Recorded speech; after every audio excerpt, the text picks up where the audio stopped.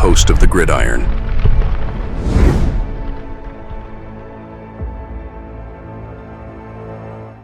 All right, baby, welcome to the Gridiron. If you give this video a thumbs up or maybe share this video, that would be absolutely freaking awesome. If you subscribe to my channel, thank you. If not, please go down below, hit the subscribe button, hit that bell icon. That way next time I go live, or if I put a video out, you'll be notified. And it's free of charge. What do you got to lose? But if you are subscribed, thank you. It means so much. If you want to help support my channel, in the description box below, the very top link takes you to my membership page. I got 3 different membership levels. Each one has their own little perks to them. So once again, if you want to help support my channel out, it would mean so much to me, and I thank you in advance. Thank you. And also, a little ways down the description box takes you to my Facebook group. It's called the New York Giants of Gridiron. It's my Facebook group. Basically, if I'm alive and breathing, and if I got internet access, I am putting stuff in this group darn near 365. We have over 9,400 members in the group. It's growing every day. It's called the New York Giants, the Gridiron. It's my Facebook group. Please join it. You will not be dissatisfied. I promise. All right, guys. Well, this is gonna be a tough one. No. Giants Eagles. We did look very good against them last year. Final game of the season. That was a fantastic way to really end the season. I mean, that did my heart good. I mean, we were 6-11, but I mean, we were 5-11 going to that game. But that win was just did my heart good. We beat the Eagles, whooped up on them 27-10 at home, and all. It was just a great way to end the season. A very disappointing season and all. So they're back, but this time, got a little spice to it. Of course, Saquon will be back. But this is we were talking about this on Big Blue Kickoff. Why it makes a lot of sense. Just the way this division is kind of going. I mean, the Giants. So we look at it, right. Giants ain't running away with it. Obviously, right? I mean, the Cowboys look like a hot mess. So, I mean, if they win the division, okay. But, I mean, they're not running, The Eagles, they just, I don't know. They just don't seem – it just seems like they just keep getting worse each year. I mean, they had the Super Bowl and then, then the playoffs. And then this year, I'm sure if they can stay relatively healthy – I mean, they had the problems with Lane Johnson was out, Smith was out, A.J. Brown was out. Just kind of almost, you don't want to say it, you don't want to jinx nobody, but you're almost kind of waiting for Saquon to get hurt. I mean, he seems to do that pretty much every year. Obviously, it's not his fault. It is what it is, right? But, Goddard's out, Mailata's out, so, they don't seem to have quite the talented roster that they did maybe 2 years ago, especially with the Super Bowl and all and everything. But I mean, the Eagles, I mean, they can certainly win a division. Sure. The Redskins came back down to earth a little bit, against the Ravens. But my point is that whoever comes out of this division, if there's a team coming out of this division, as of right now, we still got a long way to go. Basically, we played a third of the season. Right, we played 6 weeks. It's 18-week season. Still got 12. We still got 2/3 of the season left to go. A long way. But as of right now, it looks like whoever's coming out to go to the playoffs from this division is quite possibly going to have obviously win the division. Doesn't look like there's going to be maybe much of a chance of a as of right now. Once again, a wild card team. Yeah, I mean, you could almost throw the whole NFC North. I mean, my goodness. I mean, wow. I mean, the Vikings are like taking off the Lions. I mean, the Packers. I mean, the Bears. Holy cow, Batman! I'll tell you what, man. Hey, kudos to those teams, man. They're looking. That division is really looking good. You got the and then in the South, right? The Bucks got a winning record. The the Dirty Birds, the Falcons, they got a winning record. Carolina, they got a losing. They're not doing very good. Looks like they're going to be maybe quite possibly picking up another quarterback again. Hopefully for their sake, maybe this time they pick up the right one or whatever. But I said, and then you have in the the West, right? I mean Seattle, right? Of course, you got the 49ers, So, I mean, it's going to be hard for, as of right now, once again, for anybody to come out of our division with maybe with a wild card. But once again, long way to go. But that makes this game very, very important, obviously, for the Giants, for their playoff aspirations. I mean, you go 2-5, but it's not even so much 2-5, right? But it's, I mean, if they were to lose, right, it would be 2-5, but there'd be 0-3 in the division. They would have a loss against every team in the division. Right, and obviously 2 of them would be at home, one to the Cowboys and one to the Eagles. And of course, then we have the one on the road to the Commanders. So that would make it really, really difficult. I mean, you have almost like no, you wouldn't have a tiebreaker. I mean, I think the first one. I think John Schmelk said that the first tiebreaker, I think, is division. And right now, if you're 0-3, I mean, if you're trying to win the division, right? Just say whatever. Say the Giants wind up 9-8, and they wind up tied with, say, the Commanders. Well, right now the Giants are 0-3. If the Giants were to lose like another one, they would be 2-4 in the division. If that was just to happen, the tiebreaker is the divisional record. So, right? So, or I'm not sure if it's head-to-head or then it's divisional or what. But, I mean, the Giants, if they start 0-3 in the division, they're really – because they won't have a tiebreaker against any of them, because the best they could do is 1-1 against all the other teams. It wouldn't be 2-0. Like a lot of times, sometimes it would be 2-0 against the Commanders or 0-2 against the Eagles or 0-2 against the Cowboys, But so we wouldn't have any head-to-head tiebreakers against any of the teams. So this is a really big game. And it's a big game obviously for the Eagles too. Big game. They don't want to lose this. They don't want to go 3-3. But I mean, for the Giants to go 2-5, it just it'd just be digging another hole for the Giants. But we got 5 things to watch here. It's a nice little article. The first one talks about Saquon. All right. So we got, let's see here, 5 things to watch here. Let me get to the top of the article. Eagles Giants preview. 5 things to watch. First one is Eagles, obviously Saquon versus his former team. One of the big stories heading into this matchup, of course, is the drama perspective. Will be Barkley's return to MetLife Stadium, where he played for the Giants, obviously. I'm not going to go to that.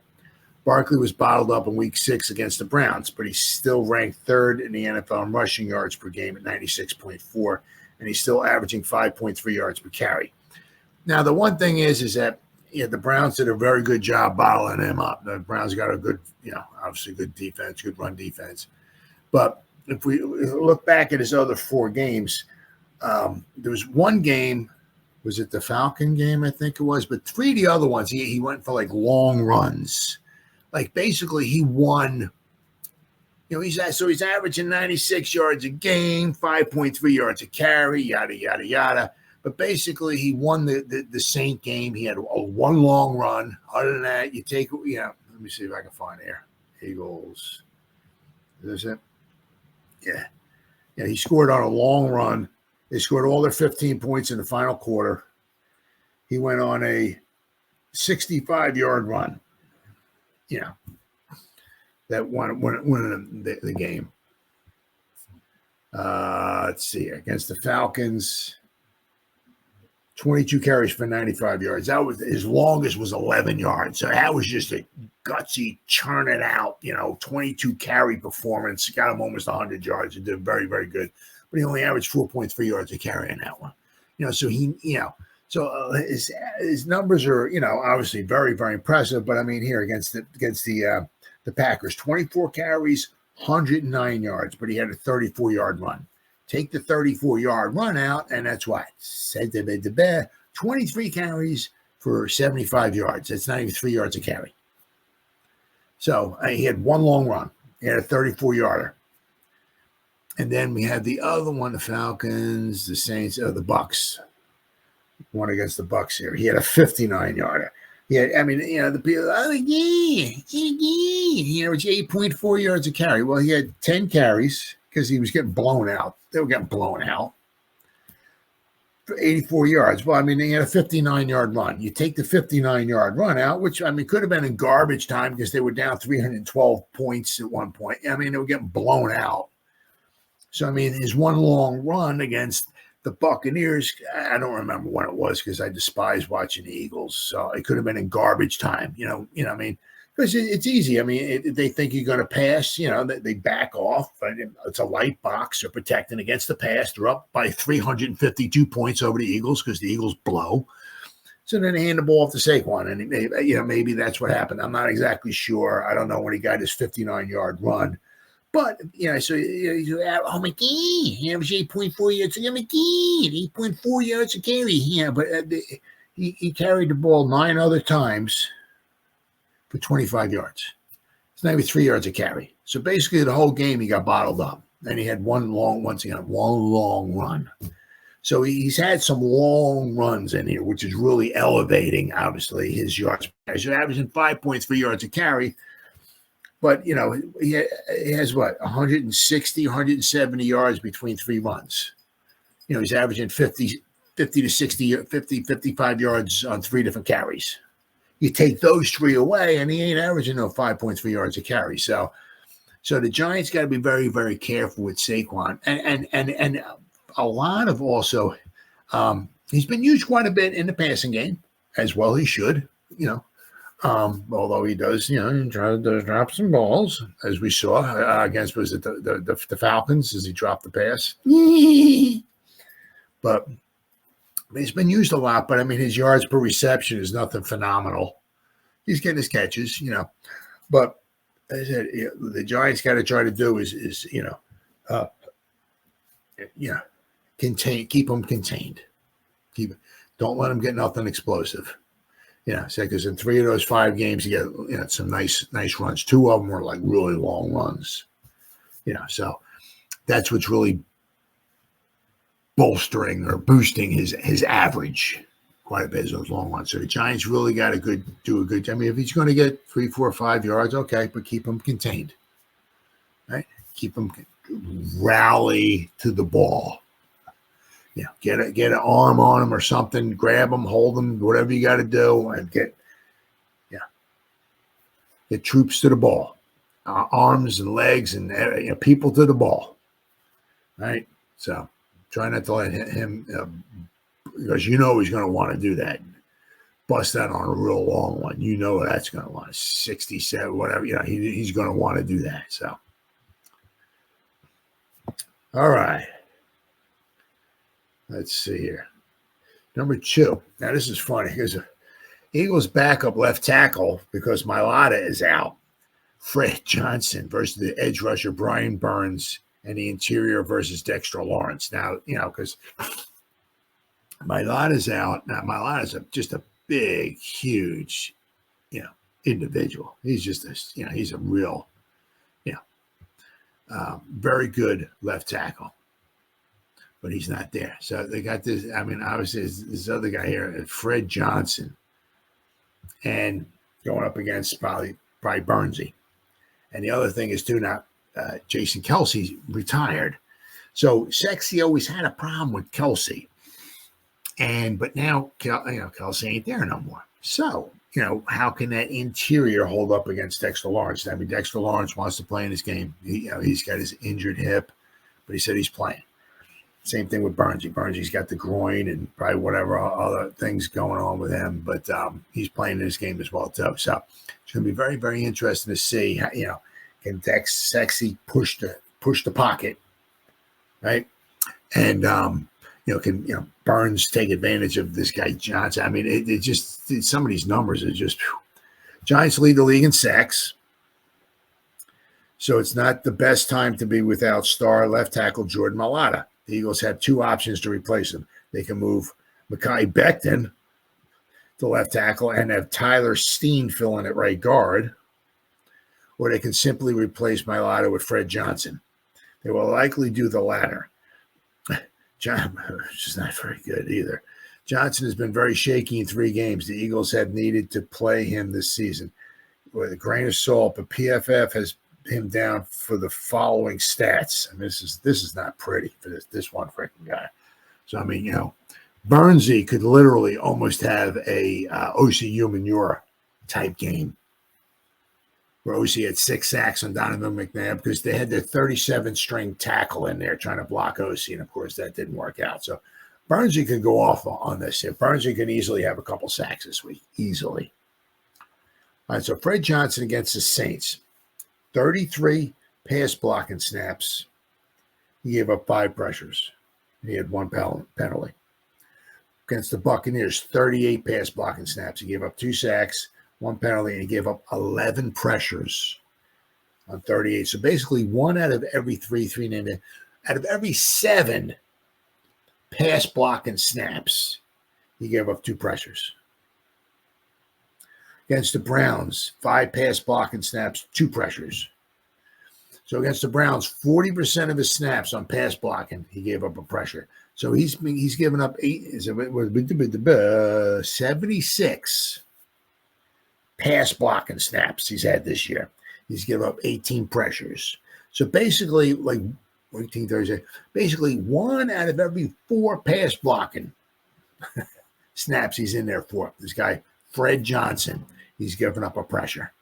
So, I don't know. Well, okay. So, he did go up against quite possibly maybe Myles Garrett against the Browns. Right, but now he's going up against Burnsy. So Burnsy is, Burnsy's probably going to have a lot of fun. Whoever's on that side, whether it's Aziz or it's Burnsy, he's going to have a great time against this guy if they want to put him in there. So when Fred Johnson started right tackle for the Eagles in Week 4, he allowed the highest single game pressure rate, 29.7 of any offensive lineman this season. Wow. Just that's horrible. I mean, just to go to show you, Jordan Mailata, okay, at 185 pass blocking snaps has given up 8. And just to show you, right, Lane Johnson, 119 pass blocking snaps because Johnson missed some time because he had a concussion. He's given up 1 pressure. No sacks, 1 pressure. He's had 3 penalties. But Lane Johnson is just, it's going to be, they're going to miss him too when he retires. I mean, this is like his 11th or 12th season or so. I mean, guy can't play forever. So he probably might have a couple more years left in him, but they're going to miss him when he's gone because they're going to miss Kelsey and they're going to miss Johnson. 2 dynamite players. So they're going to have to, I don't know what they're going to have to do against, Burnsy or whatever with this guy Johnson. I don't know, believe a tight end, a chip, or what they're going to do. But man, whoever's on this guy Johnson, if they wind up starting this guy Johnson at left tackle for the Eagles, the giant edge rusher could have a feast. Now we got the Eagles secondary versus the Giants' improved wide receiver trio. Now it's only improved because Malik Neighbors will be back. So the Giants receivers in recent years. Oh, that's funny. I can't put this here. The Giants receivers in recent years have sucked. They haven't had a receiver top 800 yards since Odell Beckham Jr. in 2018. This year, they're better because with Malik Neighbors, right? He has 35 catches, 386 yards, and 3 TDs in 4 games. Otherwise, the Giants have Darius Slayton, who has been the best of a bad group of Giants receivers over the last 6 years. He has 24 catches for 301 yards and a touchdown. And, of course, then there's good old Wandale. It's 37 catches for 280 yards and 2 touchdowns. So Darius Slay injured his knee in Week 6 against the Browns and did not return. His status is to be determined on Sunday after missing practice on Thursday. The Eagles' 2 rookie corners, Quinion Mitchell and Cooper DeJean have shown promise so far this season, with Mitchell having a larger sample size than DeJean. See, then you got here, where might the Eagles go feasting? Meaning the Giants' offensive line looks like this when healthy. Well, they got obviously, but they got Andrew Thomas in there. But they got, of course, we got Thomas, Runyon, Michael Schmitz, Roten, and Illuminor. The Giants' offensive line gave up, 85 sacks last season, but they're not. That's not happening this year. Of course, they're not exactly sure. I mean, obviously, Dable knows. I'm sure he knows what they're going to do, but he hasn't told anybody yet what they're going to do. If they're going to take Illuminor, put him at left tackle, and slide Neal in at right tackle, or they're just going to leave Illuminor at right tackle and put Zudu in at left tackle. I'll have to wait and see. Let's see. So we'll have to wait and see. Hopefully whoever they do have at a left tackle, whoever they put in that's new, if it's a Zudu or Neal, hopefully they can hold up. And then special teams. Now the Giants, the Giants got Hawk, right, and Joseph. So we got two, I would say backups, but our starters. Neither one are both. Somehow in week 5 or 6, whatever, both 4 after week 4. Was it week 4? Or 5, whatever, both, somehow we got both. We couldn't even last like a little over a month into the season, and somehow both of our kickers got injured. It wasn't like, somebody, ripped their leg off or something like that. Somehow they just both got injured. Absolutely amazing. Eagles special teams coordinator Michael Clay referred to 3 catastrophic plays so far this season. They had a punt that was blocked against the Saints. The time Isaiah Sim pushed the defender into Cooper DeJean while DeJean was trying to field the punt. Yeah. So they've had and the Eagles, the field goal block on Sunday against the Browns. So the Eagles have had some problems. They've had their issues, but I think they have both their starting kicker, field goal kicker. He's really good. We got Joseph, who's very erratic. One game he can make 5 field goals. The next game he can miss every field goal. Right? So we don't know what we're going to get from Joseph. Right? Then you got Hawk, that did a pretty decent job, right, this past weekend. So the Eagles have their problems. The Giants have their problems. So special teams could play a huge role in this. Huge role in this. Says the Eagles cannot have a catastrophic special team event wreck this game. So it's going to be very, very important. Very, very, very, very important.